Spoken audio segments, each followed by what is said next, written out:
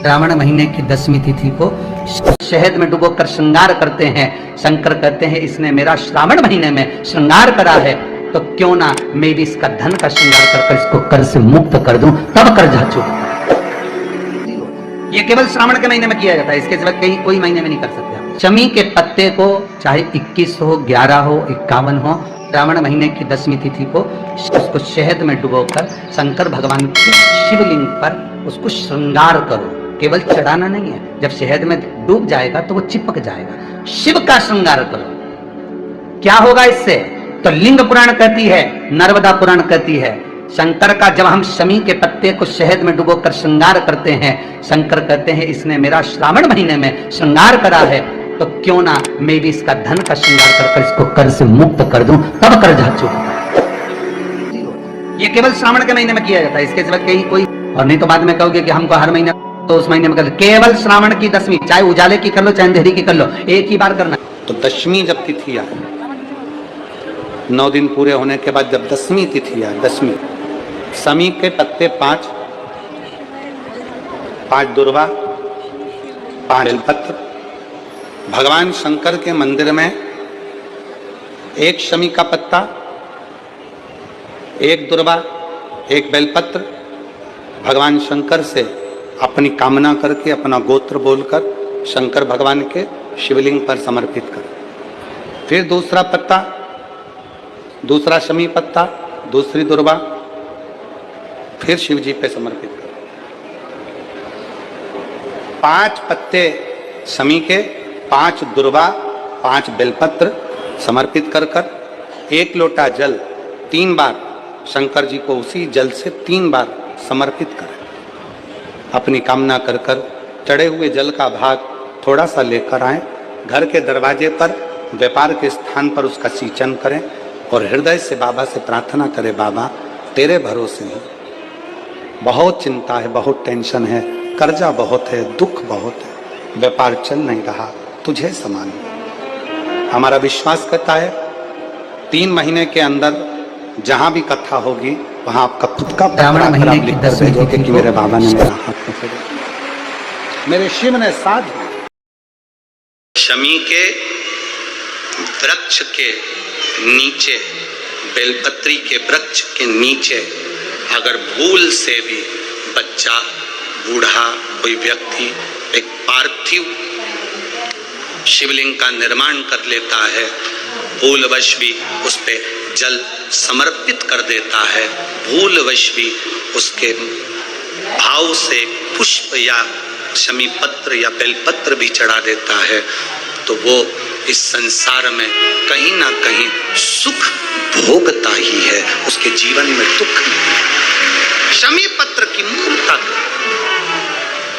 शमी पत्र की मूर्ता, शमी का पत्र समर्पित की गई शमी का एक पत्ता, महादेव को अगर एक शमी का पत्ता समर्पित कर दिया जाता है तो जिंदगी में कभी वैभव और धन की कमी नहीं आती।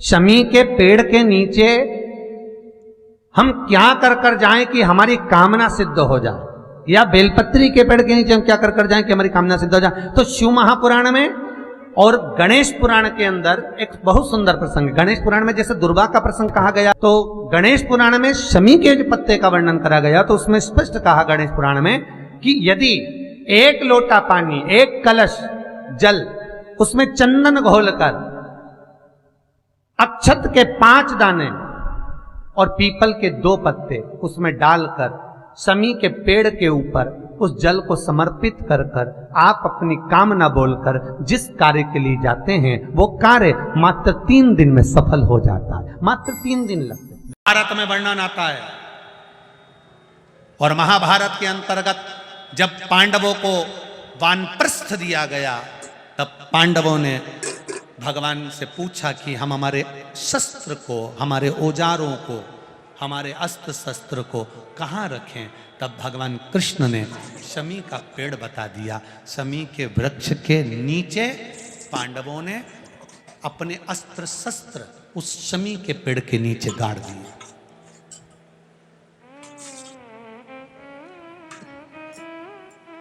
शमी के वृक्ष के नीचे अस्त्र शस्त्र को गाड़ा गया।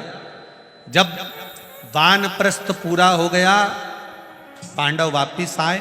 शमी के पेड़ के नीचे खोदा गया और खोदने के बाद अस्त्र शस्त्र निकाले गए और अस्त्र शस्त्र निकालकर अस्त्र शस्त्र निकालने के बाद पुनः भगवान कृष्ण ने पांडवों को दिए। पांडवों ने उन अस्त्र शस्त्र की पूजन शमी के वृक्ष के नीचे करी तो भगवान कृष्ण ने कह दिया, आज आपने पूजन करी है, दशमी का जो दिन होगा लोग अपने घरों में शस्त्र की पूजन करेंगे, शमी के पत्ती का स्मरण करेंगे, उसके घर में कभी संपदा की कमी नहीं होगी और वीरता का आनंद होगा। वो शमी पत्र थी शमी,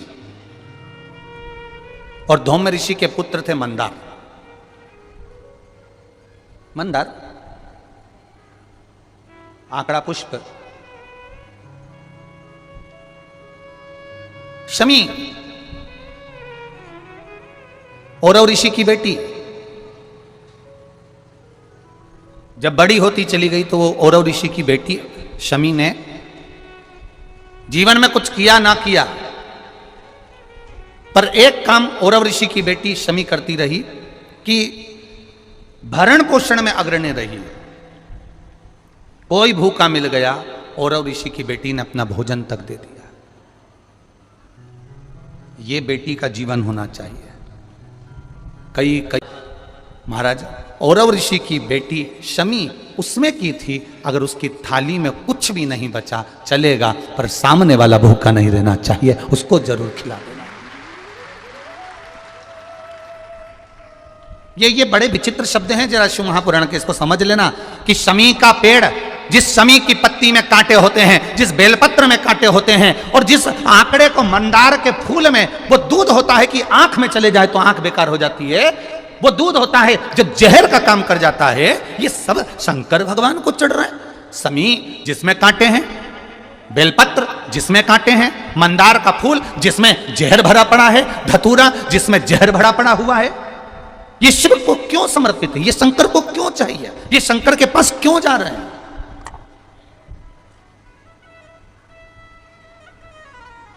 क्यों?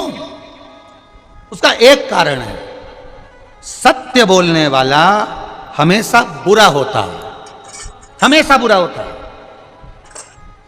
और वो सत्य बोलने वाला व्यक्ति, शमी कांटों में रमी हुई है, लदी हुई है, पर भाव शुद्ध है, उसका भाव गड़बड़ नहीं हुआ। उस शिव मंदिर में जाकर मात्र शिवलिंग का स्पर्श कर लेना।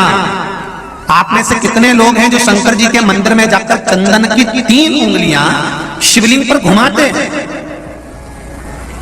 हो ना? शिवलिंग पर 3 उंगली, तो ये 3 उंगली घुमाने का फल क्या है?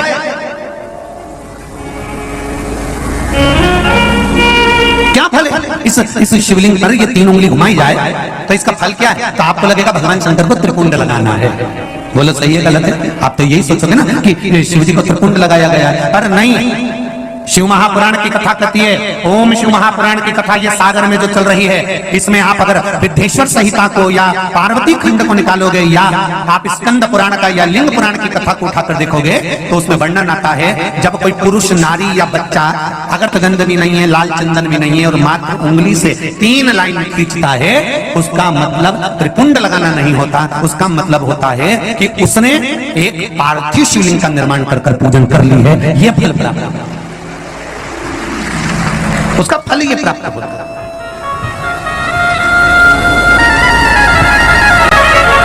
अब आप तो अभी तक सोचते थे कि हमने तो चंदन लगा दिया, हम तो भगवान को चंदन की लाइन खींची, हम भगवान को त्रिपुंड बनाकर आए। त्रिपुंड नहीं, भगवान शंकर को आपने त्रिपुंड लगाया वो अपनी जगह पर है, पर भगवान शंकर को जो आपने 3 लाइन खींची है, हाथ का जो स्पर्श कर कर घुमाया है, इससे पार्थिव शिवलिंग के निर्माण का फल प्राप्त हो जाता है।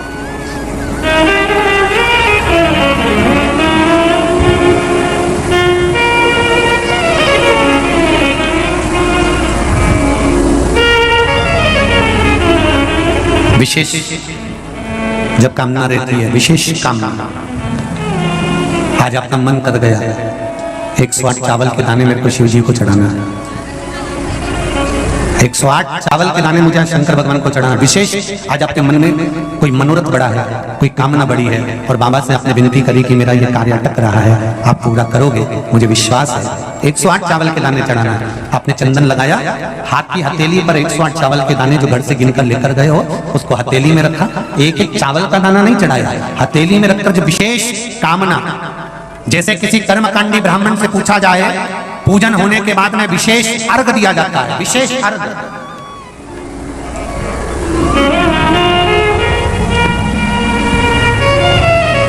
उसी तरह विशेष कामना के लिए